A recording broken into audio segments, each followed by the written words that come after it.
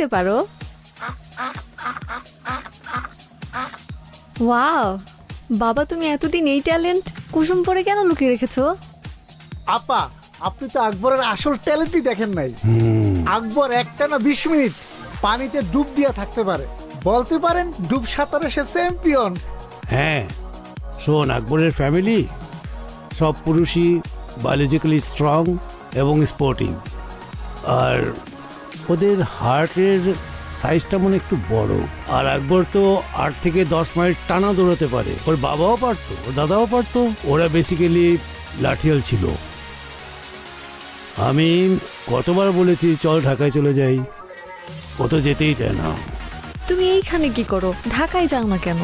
আমি রাতের বেলা লাঠি দিয়ে গ্রাম পাহারা দেই, আর দিনের বেলা এই আমাদের খেলা দেখাই বাজারে ঘাটে। এখানে যা টাকা পাও তাতে তোমার হয়? টাকা পয়সা বড় কথা না, মানুষজন আমার কাজকর্ম দেখে মজা পায়, এটাই ভাল লাগে। আমার আব্বা সবসময় কইতো, মানুষকে হাসানো দুনিয়ার সবচেয়ে ভালো কাজ। হ্যাঁ আকবর, তোর বাবা ঠিকই বলেছে। ওয়াও, আমার কাছে এখন মোবাইল থাকলে আমি অনেকগুলো শর্টস বানাতাম। No no phone, no mobile, সাথে এগুলো রাখাই যাবে না অন্তত 1 সপ্তাহ। আকবর, তোকে একটা কাজ দেব। জি স্যার। আমরা 7 দিন গ্রামে থাকবো। তুই আসার পর আমার মেয়ে যতটা হেসেছে আমি এটা অনেক দিন দেখিনি। তুই 7 দিন আমার মেয়ের সঙ্গে থাকবি, ওকে সারা গ্রাম একটু ঘুরিয়ে দেখাবি, ঠিক আছে? ঠিক আছে স্যার। Thank you.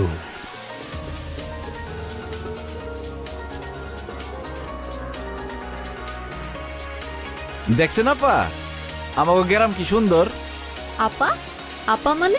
তোমার আমাকে দেখে আপা ডাকতে ইচ্ছা হলো?